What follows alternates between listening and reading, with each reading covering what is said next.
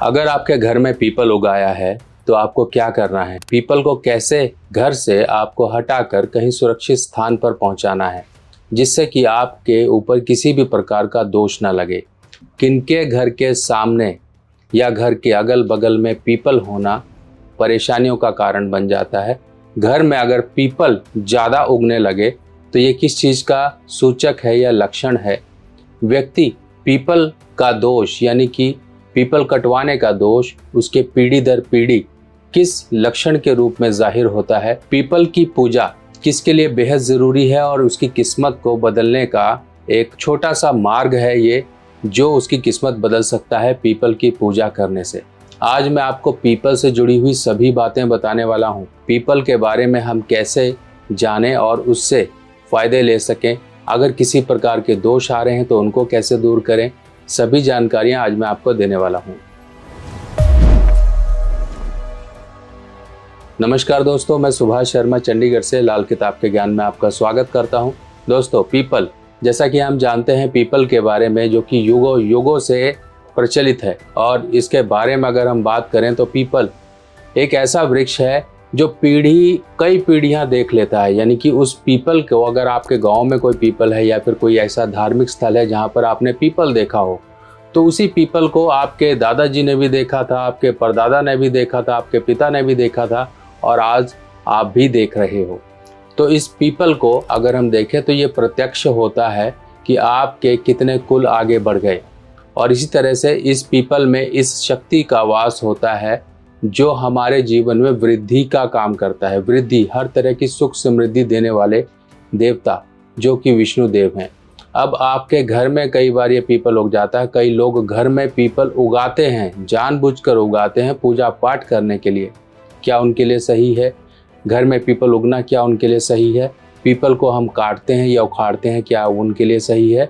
इन जानकारियों को जानना आपके लिए बेहद ज़रूरी है, क्योंकि हम कहीं ना कहीं इस पीपल का दोष अपने जीवन पर ले लेते हैं और वही दोष हमारी पीढ़ी दर पीढ़ी चलता रहता है। क्योंकि पीपल की लाइफ ही इतनी है जो हमें पीढ़ी दर पीढ़ी देखती है। तो इस तरह से जब पीढ़ी दर पीढ़ी हमको पीपल देख सकता है तो उसका दोष भी हमारी पीढ़ी दर पीढ़ी चलता रहता है। अब घर में कई बार छतों पर आपने देखा होगा, कहीं पानी की टंकी के पास या कहीं दीवार में कहीं छोटे से सुराख से थोड़ी बहुत जगह होती है जहाँ पर पीपल के छोटे छोटे पौधे उगाते हैं। अगर आपके भी घर में उगाया है पीपल तो आपको हटाने के लिए सबसे सही दिन रहेगा संडे का दिन। संडे के दिन आप इस पीपल महाराज को अपने घर से हटाइए और कहीं पर सुरक्षित स्थान पर जाकर लगा कर आइए। अगर आपने ये सुरक्षित स्थान पर लगा दिया तो आप किसी भी दोष के पात्र नहीं बनोगे और आपके ऊपर, घर के ऊपर से ये पीपल का जो एक घर में उगना एक नेगेटिव सूचक होता है वो भी दूर होगा।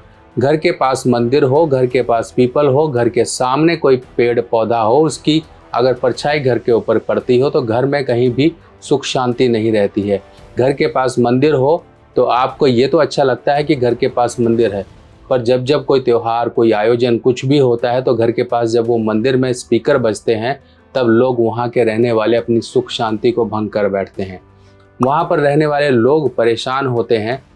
एक तरह से देखा जाए कि हाँ, भक्ति का मार्ग वो ठीक है जो लिमिट तक हो, पर लिमिट से ज़्यादा जाने वाले कहीं ना कहीं परेशान हो जाते हैं। जिनकी भी कुंडली में पितृदोष है उनके घर पे पीपल उगेगा, उनकी दीवारों पर पीपल उगेगा, उसके घर के सामने पीपल होगा, या फिर ऐसे व्यक्ति के पिछले जो बुजुर्ग रहे उन्होंने कहीं ना कहीं पीपल कटवाए हैं। अब कैसे पीपल कटवाने पर दोष लगता है? अगर कोई पीपल का पेड़ है और वो जवान हो गया है, उसमें लकड़ी बन गई है, अगर वो छोटा सा पौधा है, मान लीजिए अपनी हाइट, आपकी हाइट तक का, तो आप उसे उखाड़ सकते हो। अगर वो लकड़ी बन गई है, एक मजबूत लकड़ी, यानी कि आप उसको मोड़ नहीं सकते हो, तो आप उसे नहीं उखाड़ सकते। यानी कि एक तना, एक मोटा सा ट्रंक बन गया है तो आप उसको नहीं काट सकते हो, ना ही आप उखाड़ सकते हो। फिर ऐसे केस में तो आपको तो सिर्फ प्रभु का ही नाम लेना चाहिए। आप इसके लिए कोई रास्ता नहीं है, आपको क्लियरली बताएं, इसका कोई रास्ता नहीं है। रास्ता यही है, या तो वो घर छोड़ दो, या तो वो मकान छोड़ दो, कुछ भी करो, पर उस पेड़ को आप नहीं हटा सकते हो। जिसने भी वो हटाया उसके ऊपर ऐसा दोष लगता है जो पीढ़ी दर पीढ़ी चलता है। किस्मत अच्छी नहीं, क्योंकि बृहस्पति सीधा का सीधा व्यक्ति अपने हाथों से नष्ट कर लेता है। बृहस्पति आपकी किस्मत है, बृहस्पति आपके घर में संतान का सुख है। बृहस्पति आपके घर में सुख समृद्धि है, हर एक चीज़ों की संतुष्टि है।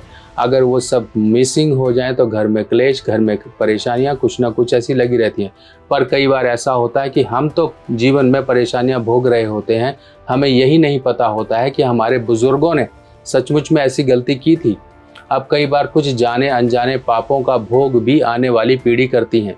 जैसे कि पिता ने कर्ज लिया, चुका रहा है बेटा।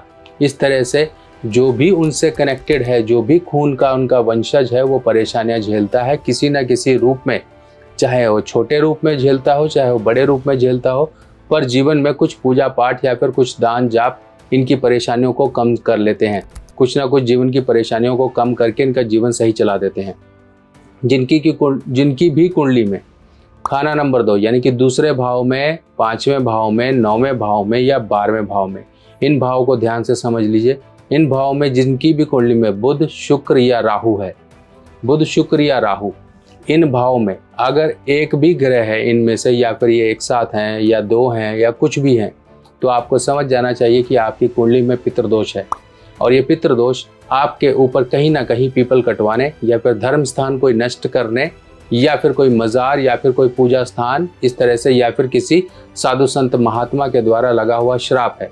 और ये श्राप आपको पूर्व जन्मों से चला रहा। आप हो सकता है आपने काम किया ही ना हो, पर आप इस जीवन में इसका फल भोग रहे हैं। अब इसका परेशानी आपके जीवन में कैसे आएगी? आपके संतान का सुख नहीं मिलेगा। कई लोगों के संतान नहीं होती है तो निकम्मी होती है, किसी काम की नहीं होती है। पैसा कमाते हैं व्यक्ति, नुकसान हो जाता है, घर में बीमारियां आती हैं, घर में क्लेश रहता है, कहीं ना कहीं लोग दुश्मनी करते हैं, किस्मत समय पर साथ नहीं देती है। इंसान कमाता तो बहुत है पर एक समय ऐसा आता है सब लुट जाता है।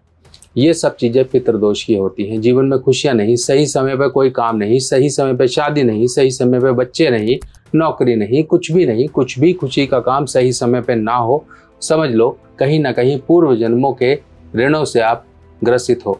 अब आपके घर में पीपल उगाया, कुछ भी आया, जो भी पीपल कटवाते हैं उनके ऊपर दोष लगता है। दोष से बचने के लिए आप संडे का दिन छोटा पीपल, पौधा पीपल कुछ भी हो उसको हटवा लीजिए। घर में पीपल नहीं लगाना है। केला, पीपल, बरगद, गुलर इस तरह की या फिर आंवला आप घर में मत लगाइए। ये चीज़ें घर में नहीं लगाने वाली हैं, ये चीज़ें बाहर धार्मिक स्थल पे लगाने वाली हैं। घर पे लगाना है तो नीम का पेड़ लगा सकते हो, पर एक चीज़ का ध्यान रखिए, अगर नीम एक बार उगा दिया तो दोबारा उसको भी नहीं काट सकते हो। वृक्ष कोई भी हो आप उगाओ तो बहुत सोच समझ के उगाओ, वरना उगाओ ही मत घर पर। बाहर जगहें बहुत हैं, खुली जगहें हैं, कहीं पर भी लगाइए।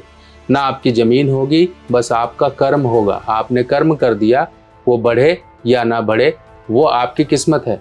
अगर वो बढ़ गया तो आपके परिवार में सुख समृद्धि आएगी, अगर उसे कोई काटेगा तो वो दोष कमाएगा, आप नहीं, क्योंकि आपका काम था, आपने लगाया, सेवा की, पर उस सेवा को खराब करने वाला कोई और अगर आ गया तो वो दोष उसके सिर पर जाएगा। इस तरह से कहा जाता है कि धार्मिक स्थल, पूजा पाठ जहाँ पर होती है, या कोई पार्क है, कोई स्कूल है, इस तरह के जो जगहें होती हैं जहाँ पर बेलपत्री, पीपल, केला इस तरह की चीज़ें लगाने के लिए बोली जाती है। कारण यही होता है कि आप कहीं ना कहीं जो इस जन्म में कहीं पर ऋण के कोई भागी बन रहे हो तो वो उतारने का काम आप करो। कोई भी कर्म करते नहीं हैं, कर्म कर कर ही उनको जो दुष्कर्म हुए हैं उनका जो प्रायश्चित है वो किया जा सकता है। कोई भी उपाय ऐसा नहीं है, यानी कि कोई ज्योतिषी आपको उपाय दे तो आपके सब जो पाप हैं धुल जाए, ऐसा नहीं होता है। वो सिर्फ ज्योतिषी आपको रास्ता बता सकते हैं कि इस रास्ते पे चलिए, आपको ये काम प्राप्त हो जाएगा, आप इस दोष से मुक्त हो जाओगे। अब घर में आपके पीपल है तो उसे हटाइए संडे के दिन। संडे के दिन पीपल की पूजा नहीं होती है, क्योंकि इसका जो हमारा धार्मिक कुछ ना कुछ रीज़न है। रीज़न ये है क्योंकि संडे के दिन पीपल पर दरिद्रता वास करती है, और शनिवार के दिन दरिद्रता की बहन लक्ष्मी वास करती है, जो कि स्वयं विष्णु जी से मिलने आती हैं। इसीलिए कहा जाता है कि शनिवार के दिन पीपल के नीचे आप सरसों तेल का दीपक लगाते रहिए, लक्ष्मी माँ की कृपा बरसेगी और आप अपनी परेशानियों से भी बाहर आ जाओगे। अब जिनकी कुंडली में भी बृहस्पति खराब होता है, ऐसे केस में परेशानी आती है। बृहस्पति 10वें घर में है, बृहस्पति 8वें घर में है, तो पीपल के पेड़ जरूर लगाओ। कहीं 8वें घर में है तो कहीं सुनसान जगह में, उजाड़ जगह में लगाइए, घर की सुख समृद्धि बढ़ जाएगी। 10वें घर के आपके बृहस्पति हैं, तब ऐसे केस में आपको बचे रहना चाहिए ज़्यादा पूजा पाठ से, घर में मूर्तियां स्थापित करने से, क्योंकि ऐसे लोग जितनी पूजा करते हैं उतना ही परेशान होते हैं। क्यों? क्योंकि इनके ऊपर से दैवीय शक्तियाँ जो भी ईश्वरीय कृपा होती है वो हट चुकी होती है। और ये यही कहते हैं हम तो बहुत पूजा पाठ करते हैं फिर भी परेशानी आती है। कारण यही है कि आपके ऊपर कहीं ना कहीं बृहस्पति का दोष है। अब बृहस्पति के दोष को सही करने के लिए 10वें घर में अगर बृहस्पति है तो चौथे घर को हमने आबाद करना होता है। कुंडली का चौथा घर यानी कि चौथा भाव, इसको हमने यहाँ पर मंगल की चीज़, यहाँ पर चंद्र की चीज़, यहाँ पर सूर्य की चीज़ों को स्थापित करना होता है। तभी कहा जाता है 43 डेज आप जल प्रवाह करिए तांबे का सिक्का, बिना छेद वाला तांबे का सिक्का। लाल किताब की सभी सामग्री अब आप मेरी व्हाट्सएप कैटलॉग पर आसानी से देख सकते हैं और आप अपने एड्रेस पर मंगवा भी सकते हैं। और आपको एक तो मंगल को और बृहस्पति को और सूर्य को आपस में मिलाना होता है, जिसका तरीका होता है इस तरह के आपको छल्ले से ये करना है। ये देखिए 3 धातु का ये छल्ला होता है और ये गोल्ड सिल्वर कॉपर का मिक्सचर वाला छल्ला होता है। अगर आप गोल्ड नहीं मिला सकते हो तो आप पीतल मिला सकते हो। पीतल तांबा चांदी 1-1 ग्राम इनको मिला लीजिए लगभग, यानी कि बराबर मात्रा होनी चाहिए। चाहे 1.5-2 ग्राम भी रख सकते हो, कोई प्रॉब्लम नहीं है। 2 ग्राम 2 ग्राम 2 ग्राम इस तरह से ये आपके मंगल और बृहस्पति और सूर्य तीनों को एक साथ करके मंगल के दोष भी दूर करता है और साथ ही साथ आपके बृहस्पति को भी सही करता है। ये छल्ला आप अनामिका उंगली में इस तरह से पहन के रखेंगे। ये अनामिका उंगली होती है हमारी, रिंग फिंगर जिसे हम कहते हैं, इसमें पहनेंगे। और साथ ही साथ मंगल खराब है तो आपको करना है सुरमे का प्रयोग। सुरमा, वाइट सुरमा, ये वाइट सुरमा इस तरह से देखिए, ये वाइट सुरमा आपको अपनी आंखों में प्रयोग करना है। सुबह शाम लगाते रहिए, आंखों की ज्योति भी आपकी बनी रहेगी और मंगल बत के प्रभाव भी सही होंगे। और अपने आप को भोंदू बना के मत रखिए बृहस्पति 10 वाले, इतना शरीफ बन के मत रहिए, इतना ज़्यादा धार्मिक प्रवृत्ति मत बनिए कि आते जाते लोग बेवकूफ़ बना जाएं। अपने आप को चुस्त चालाक रखने के लिए आपको इस तरह से स्टेनलेस स्टील का छल्ला पहनना है। और ये स्टेनलेस स्टील का छल्ला आप छोटी उंगली में पहनिए। अब छोटी उंगली में स्टेनलेस स्टील हो गया, उसके बगल वाली उंगली जो अनामिका उंगली होती है उसमें हो गया 3 धातु छल्ला।